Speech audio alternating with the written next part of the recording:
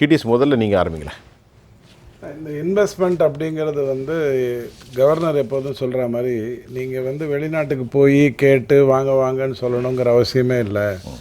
பொதுவாக உங்கள் இன்ஃப்ராஸ்ட்ரக்சரை கரெக்டாக ரெடி பண்ணிட்டீங்க அப்படின்னு சொன்னால், அதாவது நான் ஒரு இடத்தில் தொழில் தொடங்குறேன்னு சொன்னால் அந்த இடத்துல போர்ட்டு எந்த பக்கத்தில் இருக்குது, என்னுடைய ஏற்றுமதிக்கு அது எப்படி உதவுகிறது, அதே மாதிரி லேபர் எங்கேருந்து எனக்கு கரெக்டாக கிடைப்பாங்க, எங்கே இப்போ கேரளாவில் எடுத்துக்கிட்டிங்கன்னா யாரும் இன்வெஸ்ட் பண்ண மாட்டாங்கன்னா அது காரணம் என்ன அப்படின்னு சொன்னால், அங்கே போய் நீங்கள் ஒரு தொழில் செய்கிறீங்கன்னா ஒரு சாதாரணமாக ஒரு ட்ரக்கு வருது, அதிலேருந்து நீங்கள் சரக்கை கீழே இறக்கணும், அந்த கூட்ஸ் என்ன வருதோ அதை இறக்கணும் அப்படின்னு சொன்னால் ஒரு யூனியன் உடனே அங்கே வந்துட்டு என்ன பண்ணும், 5000 ரூபா அப்படின்னு சொல்லும்.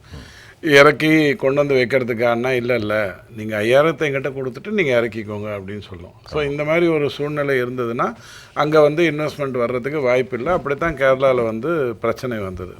பட் கேரளாக்குள்ளேயே ஒரு மாண்பு என்ன அப்படின்னு சொன்னால், அவங்க ஒருத்தருக்கு ஒருத்தர் சக ஆட்களை கூட்டி கொண்டு போவாங்க.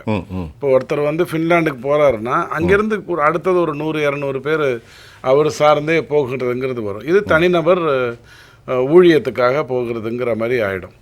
ஆனால் இப்போ கர்நாடகாவை எடுத்துக்கிட்டிங்கன்னா, கர்நாடகாவை யாருமே தேர்ந்தெடுக்கிறதுக்கு மைய காரணம் அங்கே இருக்கக்கூடிய கிளைமேட், அவனுக்கு அதுதான் ஒத்து வருங்கிறதுனால கர்நாடகாவில்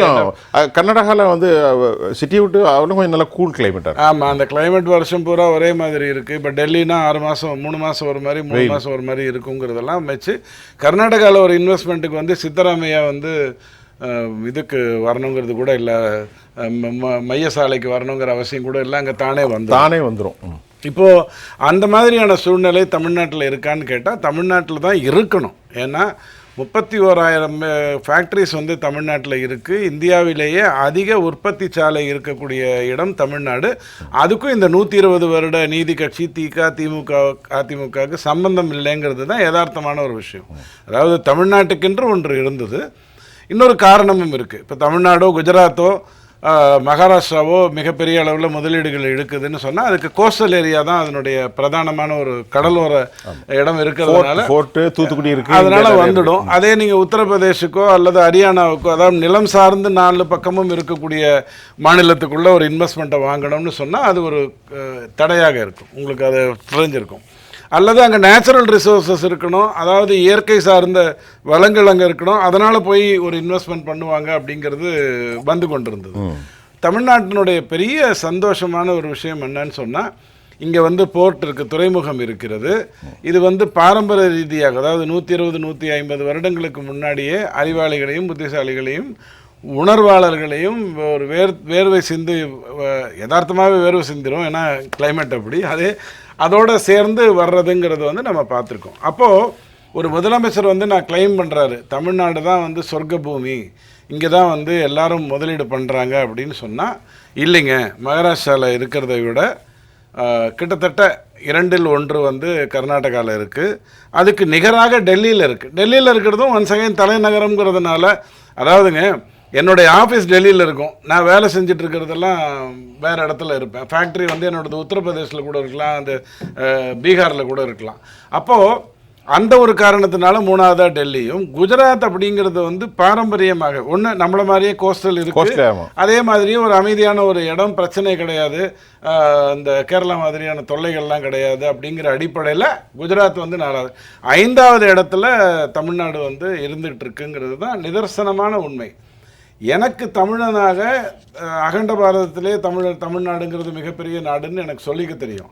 ஆனால் நீங்கள் இன்றைக்கி இந்த 120 வருட அல்லது இந்த 50 வருட அல்லது இந்த 5 வருட ராஜராஜ சோழன் ராஜேந்திர சோழனுடைய ஆட்சியை பற்றி நீங்கள் பேசிட்டு இன்வெஸ்ட்மெண்ட் பயங்கரமாக வருதான்னு கேட்டால் நான் 2 உதாரணம் சொல்கிறேன்.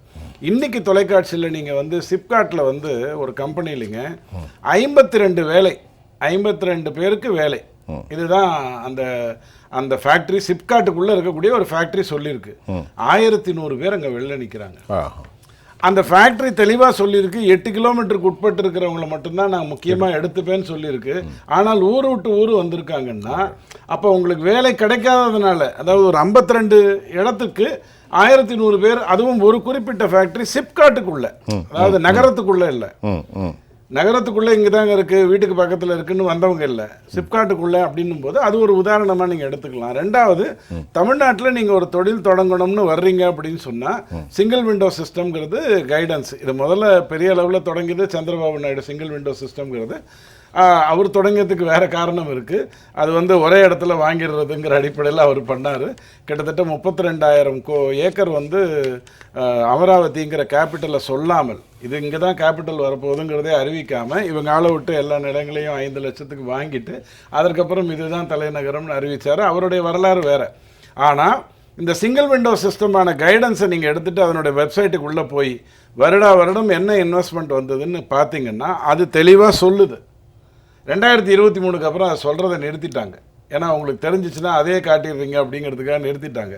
அதில் இவ்வளோ இன்வெஸ்ட்மெண்ட் வந்தது, இத்தனை வேலை வாய்ப்பு வந்ததுங்கிற கருத்துக்கள் தெள்ள தெளிவாக இருக்கும். ஸோ நம்ம வந்து இவங்க சொல்கிறதையோ நான் ரவி தப்பாக தான் பேசுவார், திமுகவை எதிர்த்து தான் பேசுவாருங்கிறதுக்கே இல்லை. கைடன்ஸ் என்ன சொல்லுதுன்னு பார்த்தீங்கன்னா உங்களுக்கு தெள்ள தெளிவாக தெரியும். கைடன்ஸை பார்த்தா நம்ம பேசுகிறோம், அதில் பார்த்தாலே உங்களுக்கு என்ன சதவீதம் வருது என்ன வருதுன்னு. அதே மாதிரி இந்தியாவில் வந்து டாப் 10 ஸ்டேட்ஸ் வந்து எஃப்டிஐயில் வந்து யார் அப்படின்னு கேட்டாலும் 5வது இடத்துல தமிழ்நாடு இருக்கு. அதில் மாற்று கருத்து இல்லை. ஸோ எனக்கு என்ன அப்படின்னு சொன்னால், நீங்கள் கிளைம் பண்ணுறீங்கன்னு சொன்னேன், அதாவது என் பையன் நல்லா படிப்பான்னு நான் சொல்கிறது வேறு, என் பையன் தான் புத்திசாலின்னு நான் சொன்னால் அதுக்கு நான் வந்து விமர்சனத்துக்குள்ளே வர்றேன். அந்த மாதிரி இங்கே தான் வந்து சொர்க்க பூமி, இங்கே தான் எல்லாரும் வந்து பண்ணுறாங்கன்னு சொல்லும்போது தான் நீங்கள் சொன்ன டிஆர்பி ராஜா அவர்கள் வந்து ஃபாக்ஸ்பான்லேருந்து வந்துட்டாங்க அப்படின்னு சொல்லி அடுத்தது பிரச்சனைன்னு வந்த உடனே அவர் என்ன சொல்கிறாரு, இல்லை அதனுடைய ஆக்சசரிஸ் கம்பெனிஸ் எல்லாம் எங்கிட்ட வந்து ஃபாக்ஸ்கானோட இன்டர்நேஷனல் நிறுவனம் மறுத்துட்டாங்க, அந்த மாதிரி எங்கள்கிட்ட எந்த இன்வெஸ்ட்மெண்ட் இல்லை. ஆனால் அதனுடைய ஆக்சசரிஸ் அதனுடைய வெண்டார்ஸ் எல்லாம் எங்கிட்ட வந்தாங்க. முதல்ல அதெல்லாம் தேவையில்லா பேச்சு. கேள்வி என்ன அப்படின்னா, நீங்கள் அரசனுடைய வெப்சைட்லேயே நீங்கள் போய் பார்த்தீங்க அப்படின்னு சொன்னால் 25 லட்சம் கோடி வந்துடுதுங்கிற மாதிரி தகவல் கொடுப்பாங்க. நான் தங்கம் தென்னரசு ஐயா கிட்ட போய், ஐயா அதில் ஏதாவது ஒரு 2-3 என் ஊரில் இருக்கான்னு பார்த்து சொல்லுங்கன்னு சொன்னால், ஆனால் தமிழ்நாட்டுக்கென்று நீங்கள் முக்கியமாக பார்க்க வேண்டியது என்னன்னா, எக்ஸ்பான்ஷனுங்கிறது யதார்த்தமான விஷயம். நம்ம எல்லா கம்பெனிகளுக்கும் எக்ஸ்பான்ஷன். நாளைக்கு ஜெயா டிவி வந்து 11 மொழியில் வரப்போகுதுன்னு சொன்னால் அந்தந்த மாநிலத்தில் நீங்கள் போய் ஒரு ஆஃபீஸை ஓப்பன் பண்ணாலும் உங்களுடைய இந்த மெயின் ஆஃபீஸில் சுத்தமுட்டு இருக்கக்கூடிய இடத்த வந்து வாங்கிறதுக்கு நீங்கள் பார்ப்பீங்க. இந்த இடம் உங்களுக்கு கரெக்டாக தப்பாங்கிறத பற்றி கவலைப்படாமல், இங்கே வியாபாரம் செய்வது அமைதியாக நிம்மதியாக படுத்தா தூக்கம் வருதுங்கிறத பற்றிலாம் கவலைப்படாமல் உங்கள் எக்ஸ்பான்ஷன் எல்லாம் இங்கே தான் இருக்கும். ஏன்னா இங்கே தான் நீங்கள் தொடங்கினீங்க. அந்த வகையில் தமிழ்நாட்டில் பார்த்தீங்கன்னா இந்தியாவிலேயே அதிக ஃபேக்ட்ரிஸ் உள்ள ஒரு உற்பத்தி சாலைகள் உள்ள ஒரு மாநிலம்ங்கிற அடிப்படையில் எக்ஸ்பான்ஷனுங்கிறது தானே நடக்கும். இப்போ சிப்காட்டை வந்து கலைஞர் கருணாநிதி ஐயா தான் திறந்து வச்சாரு, அவர் தான் தொடங்கினார் அப்படின்னு சொன்னீங்கன்னா ரொம்ப சந்தோஷங்க.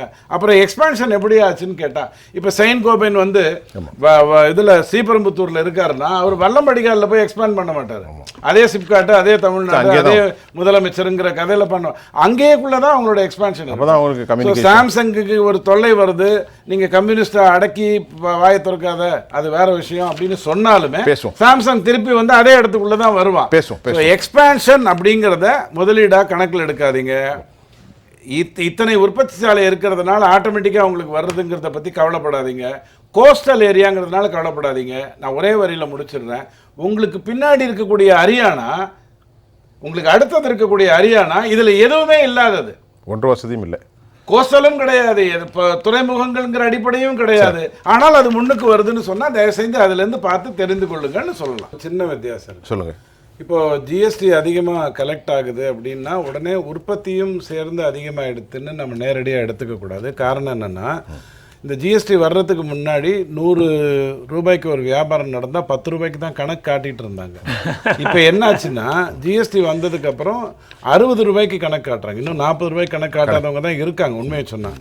இப்போ இந்த 40 நெருக்கடியில், ஏன்னா அங்கே மோடி உட்காந்துருக்காரு, நீங்கள் போயிட்டு வர முடியாது, பார்த்து பிரயோஜனம் இல்லை இந்த விஷயத்தில். அப்போ ஆட்டோமேட்டிக்காக என்ன ஆகிடுதுன்னா, அது தவிர நான் தப்பு பண்ணால் இவர் என்னை காட்டி கொடுத்துருவார். நான் 2 இட்லி தான் விற்றுதுன்னு என் ஹோட்டலில் கணக்கு கொடுப்பேன், இவர் 100 மூட்டை எனக்கு சப்ளை பண்ணேன்னு காட்டி கொடுத்துருவார். ஸோ ஜிஎஸ்டியை வைத்து மட்டும் உற்பத்தி அதிகம் சொல்ல, நிறைய பேர் மறைமுகமாக இருந்தவர்கள், மறைத்தவர்கள் எல்லாம் கொஞ்சம் கொஞ்சமாக வெளில கொண்டு எடுத்துக்கலாம். அப்படி ஒருங்கிணைந்த ஆந்திராவில் வந்து சந்திரபாபு நாயுடு நிறைய முன்னேற்றங்களை கொண்டு வந்தார். அவர் ஒரு சிஎம்மாவே இல்லை, ஒரு சிஇஓவாக நடத்துகிறாருங்கிறதுலாம் நீங்கள் கேள்விப்பட்டிருப்பீங்க. ஆமாம். அதுக்கப்புறம் ஆந்திரா தெலுங்கானான்னு பிரியும் போது ஹைதராபாத் வந்து தெலுங்கானாட்ட போகுது. ஹைதராபாத் தான் மெயின் சோர்ஸ். இன்றைக்கி நீங்கள் இந்தியாவில் இருக்கக்கூடிய மிகப்பெரிய கம்ப்யூட்டர் நிறுவனங்கள்லாம் எங்கே இருக்குன்னு, கூகுளில் இருந்து மைக்ரோசாஃப்ட்லேருந்து எல்லாம் ஹைதராபாத்தில் இருப்பாங்க. ஆனால் கூகுள் வந்து இப்போ ஆந்திராவில் வைசாகை தேர்ந்தெடுத்ததுக்கு கோஸ்டல் ஒரு காரணம்ங்கிற மாதிரி சொல்கிறாங்க. இல்லை, சந்திரபாபு நாயுடு தான் அடிப்படையில் ஒரு காரணம். அதாவது நீங்கள் வந்து ஹைதராபாத்தில் இருக்கக்கூடிய 4வது ஆள் 5வது ஆள், படித்த 4வது ஆள் 5வது ஆள் வெளிநாட்டுக்கு போகிறாரு, கம்ப்யூட்டரில் வேலை செய்கிறாருங்கிறத நீங்கள் பார்ப்பீங்க. இத்தனை லேபர் ஃபோர்ஸ் போய் வெளிநாடுகளில் இருந்தும் அவங்களால தெலுங்கானாக்கு கொண்டு வர முடியாமல் ஆந்திராவுக்கு கொண்டு வந்ததுக்கான காரணம் என்னென்னா, நீங்கள் இன்வெஸ்ட்மெண்ட் எப்படி கொண்டு வர்றீங்கிறத ஒரு குற்றச்சாட்டாகவே வைக்கிறேன். நீங்கள் வைக்கிற இன்வெஸ்ட்மெண்ட் எப்படி கொண்டு வரீங்கன்னா, ஒரு அவாலாக்கு போகும்போது 4 பேரை பார்த்தேன், ஒரு பிஎம்எல்ஏல தப்பு பண்ணும்போது, பணம் பரிமாற்றங்களில் தப்பு பண்ணும்போது இங்கே போய் அப்படி வந்து இப்படி வந்துடுச்சுன்னா நல்லதுன்னு அந்த வேலையை பண்ணும்போது நீங்கள் ஆளை பிடிச்சி கொண்டு வரீங்க. அவன் வந்து இங்கே ஒரு தொழிலை தொடங்க வேண்டும் என்கின்ற எண்ணத்தோடு வருகின்றவனாக இருக்கணுங்கிற அவசியம் இல்லை. இப்போது வின்ஃபாஸ்ட்டை பற்றி நீங்கள் பேசுனீங்க. வின்ஃபாஸ்ட் இங்கே தமிழ்நாட்டுக்கு வர்றதுக்கு 2 காரணம் இருக்குது. ஒன்று, தூத்துக்குடிங்கிற அந்த துறைமுகம். 2வது, வியட்நாமிஸ் வந்து கருமின்னு ஒரு வார்த்தையை பயன்படுத்துவீங்களே, அதாவது இன்னும் 2 பைசா 3 பைசாலாம் வச்சுருப்பாங்க. ஆமாம். ஸோ 22 ரூபா அவர் கேட்குறாரு, அவர் 21 ரூபா 95 பைசா சொல்கிறாருன்னு பேசக்கூடிய ஒரு நாடு. அப்போ அவங்க வந்து இங்கே பண்ணும்போது, தூத்துக்குடியில் உட்காந்து பண்ணும்போது அதற்கான காரணம் அதுதான். இந்தியாவில் அவங்களுக்கு ஆஃபீஸே கிடையாது. நான் டெல்லியில் போய் பார்த்தா காமன் ஸ்பேஸில் தான் அவங்களுடைய ஆஃபீஸ் வின்ஃபாஸ்ட்டுக்கு. ஸோ இது நீங்கள் அதாவது சார், இது எல்லாமே யதார்த்தமாக எல்லா நாட்டிலையும் நடக்கிற விஷயந்தான். நீங்கள் ஊதி பெருசாக்கி காட்டும்போது தான் இல்லைங்க அந்த பலூனில் தப்பான காற்று ஊதிட்டீங்கன்னு நாம் ஊசி குத்த வேண்டிய அவசியம் வருது. கேள்வி என்னென்னா, பிஎல்ஐங்கிற ஒரு விஷயத்தை இந்தியாவில் கொண்டு வரும்போது, அதாவது இந்தியாங்கிற தேசத்தில் மட்டும்தான் அவங்க பிரிக்ஸ்லேயும் இருப்பாங்க, G20லையும் இருப்பாங்க, எல்லாத்துலேயும் இருப்பாங்கங்கிற ஒரு வசதி இந்த 11 வருடமாக நடந்தது. அதாவது மோடி தன்னை வரையறுத்து கொள்ளவில்லை. நான் இதில் இருக்கேன், நான் நேட்டோவில் இருக்கேன், நான் இங்கே வரமாட்டேன் அப்படின்னு சொல்லக்கூடிய நிலையில் இல்லாமல் வியாபித்திருக்கார். அப்போ வியாபித்து இருந்து பிஎல்ஐ கொண்டு வரும்போது, அதாவது ப்ரொடக்ஷன் லிங்க்டு இன்சென்டிவ் கொண்டு வரும்பொழுது, அவன் வந்து வெளிநாட்டில் இருந்து அவன் இந்தியாவில் முதலீடு பண்ணணும்னு முடிவு பண்ணிடுறான். முடிவு பண்ணதுக்கு அப்புறம் அவன் வந்து ஏரியாவை தேர்ந்தெடுக்கிறான். இப்போ உதாரணத்துக்கு தமிழ்நாட்டில் சென்னையில் வீடு வாங்கணும்னு நீங்கள் முடிவு பண்ணதுக்கு பிறகு அது மயிலாப்பூராவும் இருக்கலாம், பெசன்ட் நகராகவும் இருக்கலாம், எங்கே வேணாலும் இருக்கலாங்கிற மாதிரியான ஒரு சூழ்நிலையில் தான் இன்வெஸ்ட்மெண்ட் வருதுங்கிறத நீங்கள் புரிஞ்சுக்கோங்க. ரொம்ப முக்கியமாக இந்த விஷயத்தில் பேச வேண்டியது, அன்புமணி ஐயா பேசியிருக்கிறது என்னென்னா, labour force participation rate LFPR பற்றி தான் அவர் பேசுகிறாரு. LFPR எடுத்துக்கிட்டிங்கன்னா உத்தரப்பிரதேசம், பீகார் வந்து மோசமான இன்வெஸ்ட்மெண்ட் இருக்கிற இடம், ஆனால் இது பாப்புலேஷன் உண்டு. நம்மளது 19 தான் LFPR எடுத்துக்கிட்டிங்கன்னா. வேறாஸ் உத்தரப்பிரதேசம் எடுத்தால் 75ல் இருக்காங்க.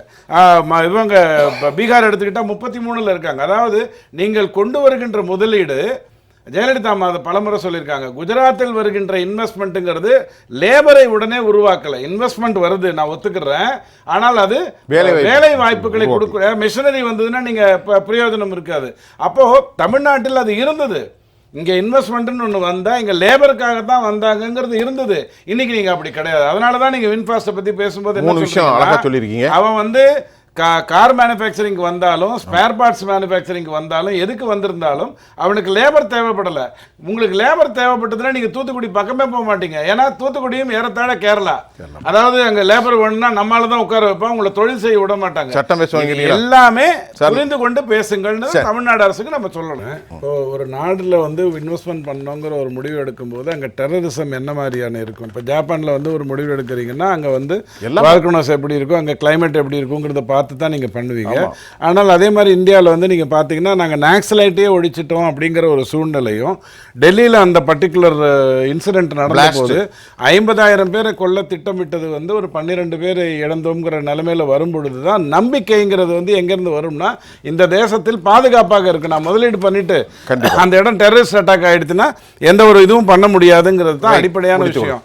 ஒன்னே ஒன்று மட்டும் சொல்கிறேன், அன்புமணி ஐயா சொன்னதுக்காக ஒரு வரி சொல்கிறேன். ஐயா, உன்னால் மெட்ரோவுடைய DPRஐயே தயார் பண்ண முடியல, அதையே எலெக்ஷனை மனசில் வச்சு தயார் பண்ணுறேன் அப்படின்னா உங்களால் இந்த நாடு எந்த விதத்துலையும் முன்னேற போகிறதில்ல. 2026 மே மாதம் நல்ல செய்திகள் வரும், நல்லது நடக்கும்.